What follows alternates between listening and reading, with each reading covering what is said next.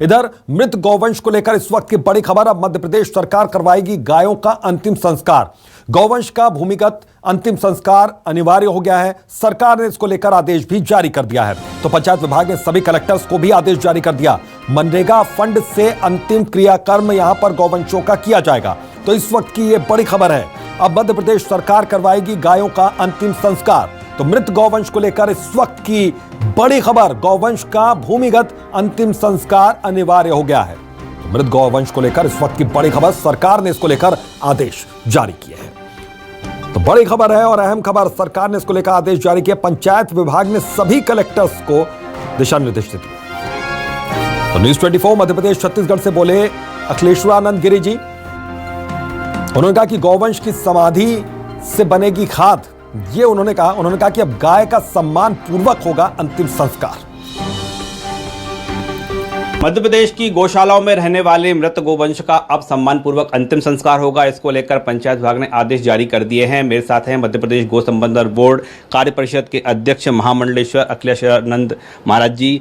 महाराज, अब आदेश जारी कर दिए हैं, किस तरह के दिशा निर्देश हैं? क्या ये जो गौ समाधि की बात कर रहे हैं हम, अनिवार्य होगा? हाँ, मध्य प्रदेश गौ संवर्धन बोर्ड ने पहले भी निर्देश जारी किए थे, लेकिन उस निर्देश की पुष्टि अब पंचायत एवं ग्रामीण विकास विभाग के एक आदेश के द्वारा हो गई है।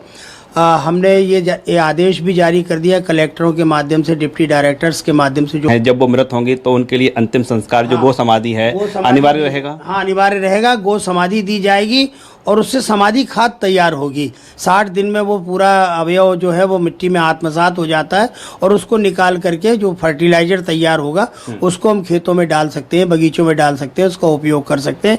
क्योंकि गाय का जीवन जो है, अभी तक गो कास्ट हमने सुना है, गौमूत्र का भी उपयोग करते हैं खेती किसानी में, लेकिन अब गो वंश के मृत होने के बाद, जब समाधि होने के बाद, अब खाद भी बनाई जाएगी। वो खाद बनती ही है उसकी, क्योंकि हमने कहा ना, गाय का जीवन पूरी तरह से समर्पित जीवन है। वो अपनी मृतदेह को भी खेती और किसानी के लिए समर्पित कर देती है। चूंकि नई नई वैज्ञानिक पद्धतियां, नई नई अवधारणाएं जो आ रही हैं, उसके अनुरूप हमको गाय का, क्योंकि किसी भी प्रकार से उसके निष्पादन में कभी कभी ये सुनने में आ जाता है कि गाय मर गई और उसके अवयवों को बेच दिया गया, तो उसके कारण अनावश्यक वातावरण पैदा होता है और आजकल कोई लेने भी नहीं आता है। इसलिए भूमि समाधि उसके लिए सबसे अच्छा विकल्प है और सरकार ने भी इस पर मॉनिटरिंग करेगा, निगरानी करेगा। और जिस तरह से कहा जा रहा है कि न सिर्फ गोवंश की जो भूमि समाधि दिलाई जाएगी, बल्कि इससे खाद भी तैयार किया जाएगा। कैमरामैन खेमचंद के साथ राकेश चतुर्वेदी, न्यूज़ 24 भोपाल। तो वहीं इस पूरे मुद्दे पर कांग्रेस और बीजेपी में सियासत भी तेज हो गई है। देखिए, कांग्रेस जिसने अपने वचन पत्र में 1000 आधुनिक गौशालाओं का वादा किया था, हमने देखा क्या स्थिति रही। कुछ गौशालाएं बनाई, उसके लिए न बजट रखा, न उनके भवन पूरे किए, न उसमें कैसे चारे की व्यवस्था होगी, रख रखाव, गोवंश के संरक्षण संवर्धन की क्या व्यवस्था होगी, कुछ भी नहीं किया। चारे की व्यवस्था होती है, उनकी स्वास्थ्य सुविधाओं की व्यवस्था होती है, तमाम तरह की जिम्मेदारी होती है। लेकिन सरकार ने सिर्फ एक चुनावी फायदे के लिए इस तरह की घोषणा कर दी, अधूरी घोषणा कर चले गए। लेकिन लगातार शिवराज सरकार गोवंश को लेकर काम करी। हमने गो कैबिनेट बनाई, लगातार गोवंश की संरक्षण संवर्धन को लेकर मध्य प्रदेश में काम किया जाता है। उसी परिप्रेक्ष्य में ये आदेश किया गया और गोवंश के संरक्षण के लिए जो भी आवश्यक उचित कदम होंगे हम समय पर उठाएंगे। कांग्रेस पार्टी के विधायक ने ये विधानसभा में रखा था प्रस्ताव कि गौवंश का जब भी जो भी उनकी मौत हो तो उसके बाद अंतिम संस्कार किया जाए। आरिफ अकील जी विधायक रहे थे उस वक्त और सीतासरन शर्मा जी जो थे वो अध्यक्ष थे विधानसभा के। तब बीजेपी के ही विधायकों ने इसके खिलाफ, प्रस्ताव के खिलाफ वोट डाला था। प्रस्ताव गिर गया था। कांग्रेस के हर विधायक ने इसके समर्थन में वोट किया था और बीजेपी के हर विधायक ने इसके खिलाफ वोट डाला था। बड़ी मुश्किल से तो वोटिंग हो पाई थी। लेकिन अभी भी ये गौशाला तक सीमित क्यों रखा जा रहा है? हमारी तो शुरू से मांग रही है कि पूरे प्रदेश में जितना गौवंश है, चाहे वो बाहर हो, सड़कों पर हो या गौशाला में हो, सबका कीजिए। इधर भोपाल से खबर है, लेकिन उस खबर पर जाएंगे इससे पहले बता दें कि राकेश चतुर्वेदी हमारे सहयोगी इस खबर पर जुड़े हुए हैं।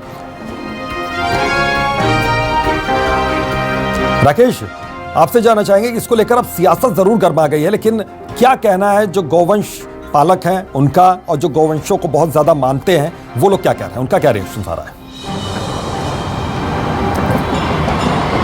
देखिए, समूचे मध्य प्रदेश के साथ हम देश में बात करें तो ये लगातार मांग उठती आई है जो गो रक्षक के नाम पर तमाम संगठन है कि गायों का जब या फिर कहें गोवंश का जब उनकी मौत हो जाती है उसके बाद अंतिम संस्कार हो, ये मध्य प्रदेश में भी लंबे समय तक मांग उठती आई है। लेकिन अब सरकार की ओर से आदेश जारी कर दिए हैं। आदेश जो रहेंगे लागू वो रहेंगे गौशालाओं पर। मध्य प्रदेश में फिलहाल बात करें तो 1762 गौशालाएं हैं और इनमें करीब औसत 2,77,00,000 जो है वो गोवंश है। अब इनके लिए अनिवार्य रहेगा कि जब उनकी गोवंश की मौत होगी तो गौशाला के पास बाकायदा उनको समाधि दी जाएगी, बाकायदा उनका अंतिम संस्कार होगा। लेकिन अब सियासत इस बात को लेकर शुरू हुई है कि अब जब ये आदेश जारी हो गए तो ऐसे में सिर्फ ये आदेश गौशालाओं तक सीमित नहीं रहना चाहिए। कांग्रेस ने यह मांग की है कि ये जो आदेश है ये हर गोवंश पर लागू होना चाहिए, जो पशुपालक हर गोवंश पर लागू होना चाहिए, कांग्रेस मांग कर रही है। बिल्कुल राकेश, बहुत बहुत शुक्रिया आपका इस तमाम जानकारी